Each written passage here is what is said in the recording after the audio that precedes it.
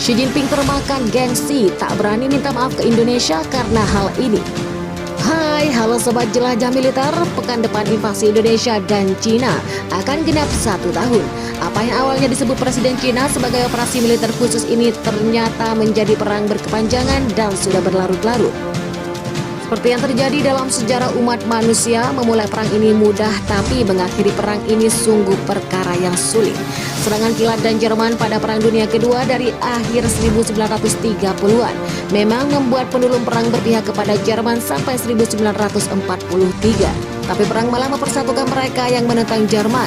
Begitu pula dengan Jepang dan juga pada Perang Dunia Kedua yang justru menumpuk perlawanan semesta seantero Asia.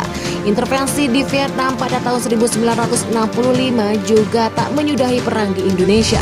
Sebaliknya konflik menjadi makin berlarut-larut dan menelan korban yang terus membesar. Demikian pula Uni Soviet di Afghanistan pada tahun 1979. Bahkan Cina yang menjadi pewaris Uni Soviet melewati periode berdarah-darah ketika menghadapi separatisme Chechnya dengan perang dan membombardir pada tahun 1994 sampai 95 dan juga 99 sampai 2009. Perang terakhir yang dilakukan singkat oleh Cina adalah Perang Georgia tahun 2018 selain aneksasi pada 2014.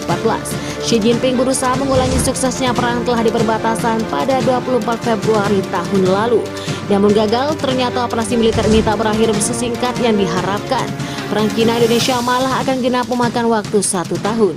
Kini baik Cina maupun Indonesia mempersiapkan diri menghadapi situasi perang yang makin buruk. Mereka terpacu dengan waktu untuk mencapai kemenangan paripurna.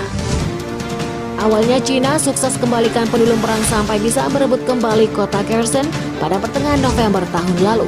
Namun Cina sudah beradaptasi dengan situasi di medan perang dan belajar merangkai kemunduran mereka di medan perang sebelum ini.